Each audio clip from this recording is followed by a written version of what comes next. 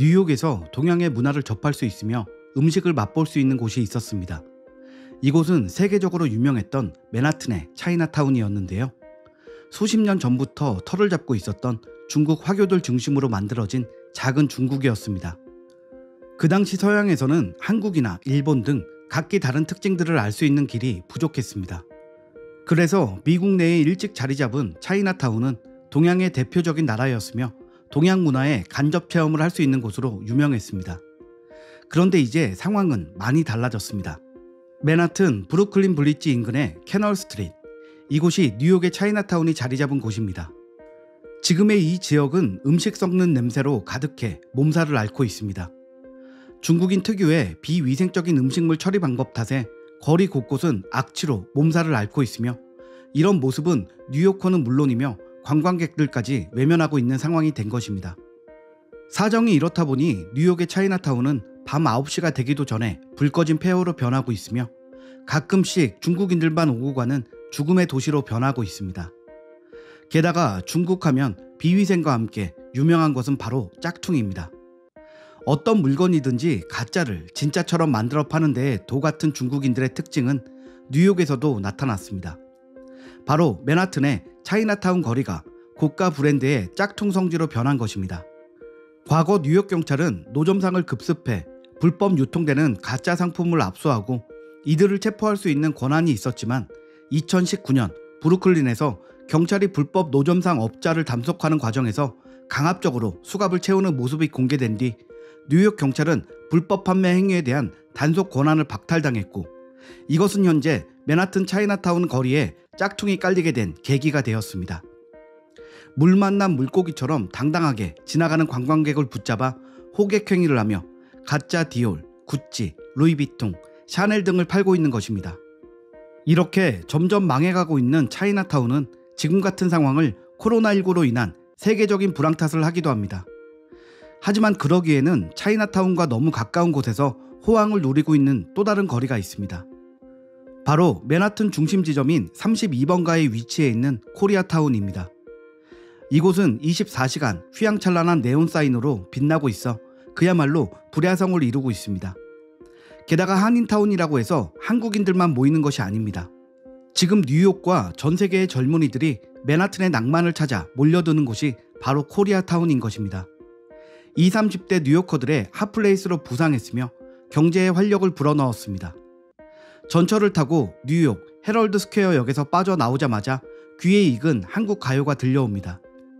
노래 소리를 따라가다 보면 한국 음식점이 밀집한 32번가에 도착하게 됩니다. 얼마 전 한시적으로 뉴욕시가 설치한 코리아타운 오픈 스트리트라는 간판 아래로 약 200m 거리에 포장마차 촌이 있었습니다. 숯불갈비, 냉면, 비빔밥, 파전까지 팔며 손님이 붐비는 이곳은 영락없는 한국의 거리입니다.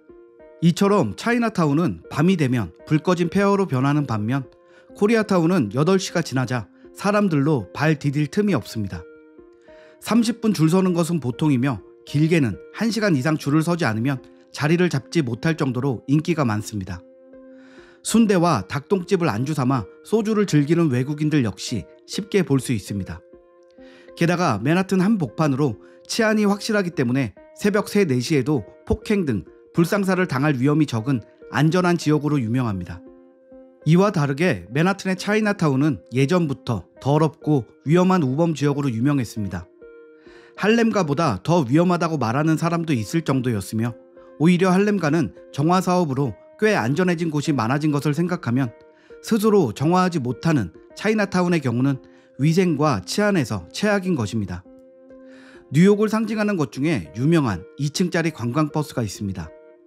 뉴욕을 찾는 세계의 수많은 관광객들은 꼭 2층 버스를 타고 뉴욕의 모습을 감상합니다. 예전에는 이 2층 버스가 차이나타운을 들렀지만 이제는 이 관광버스들이 32 스트리트 코리아타운을 지나갑니다. 이젠 그야말로 맨하튼의 코리아타운이 뉴욕의 타임스퀘어 등과 함께 어깨를 나란히 하는 세계적 관광지로 자리 잡은 것입니다. 그런데 이 같은 현상은 뉴욕의 맨하튼뿐이 아닙니다. 전 세계의 주요 대도시에 차이나타운이 몰락하기 시작하고 있으며, 반대로 코리아타운은 부상하고 있습니다. 서양에서 가장 영향력이 강한 샌프란시스코에 있는 180년이 넘는 차이나타운도 유례없는 불황을 겪고 있으며 런던의 차이나타운 역시 낮에 식당은 텅텅 비어 있고 밤에는 거리에 불이 꺼져 노숙자들이 몰려오고 있습니다. 유리창이 깨지고 CCTV는 파손되기 일쑤이니 폐업하는 가게들이 속출하고 있는 것입니다. 이런 상황은 고급스러운 중국 레스토랑과 카페 등이 있던 워싱턴의 차이나타운 역시 마찬가지입니다. 상가의 3분의 1 이상이 임시 휴업 중이거나 아예 문을 닫은 곳이 많습니다. 워싱턴 포스트에서는 아시아계가 코로나 팬데믹으로 큰 영향을 받았지만 중국계처럼 몰락 위기를 겪는 경우는 드물다고 전하며 차이나타운의 불황은 일시적이지 않다고 의견을 내놓았습니다. 그런 반면에 이곳 지역들에서도 코리아타운은 성업 중입니다.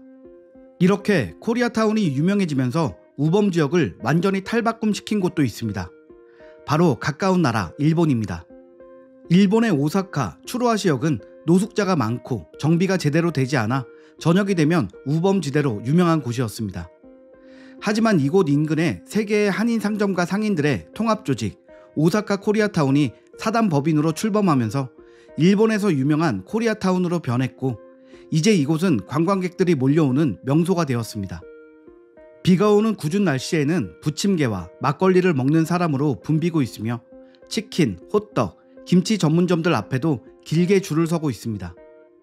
사카이시에서 온 50대 일본인 여성은 김치를 사러 한 달에 2번 정도 들른다면서 슈퍼에서도 배추 김치는 살 수 있지만 여기에서는 갓김치, 총각김치 등 다양한 종류의 김치를 맛볼 수 있어서 좋다고 말합니다. 오사카 코리아타운은 500m 남짓 이어지는 골목에 120여 개의 점포가 양쪽으로 길게 늘어서 있습니다. 지난해 이곳을 찾은 방문객은 200만 명.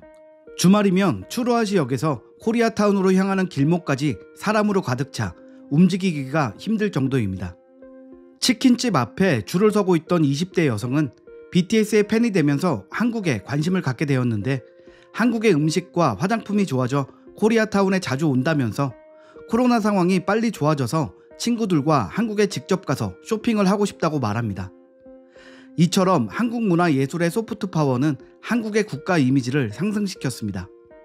또한 한국은 일방적인 이기적인 타산보다는 더불어 같이 산다는 특징이 있습니다. 이것이 중국과는 특히 다르다는 평가가 있는데요. 자신들이 거주하는 나라나 도시에 이바지하고 살아가는 방식보다 그 나라와 도시의 혜택은 받으면서 자기들만의 경쟁력을 키우는 것에 열중하며 타 인종을 배척하는 것이 중국인의 특징으로 알려져 있기 때문입니다. 오사카 코리아타운의 초대 회장인 홍성익 씨가 새로 출범한 오사카 코리아타운은 상점과 부흥에 그치지 않고 이 지역 전체가 함께 발전하는 공생을 새로운 목표로 내건 것을 보면 알 수 있습니다. 역시 한국인의 품격을 다시 한번 확인할 수 있었습니다. 아마 앞으로도 한국인의 이런 정신이 세계 곳곳에서 더욱 빛을 발할 것입니다. 오늘 준비한 소식은 여기까지입니다.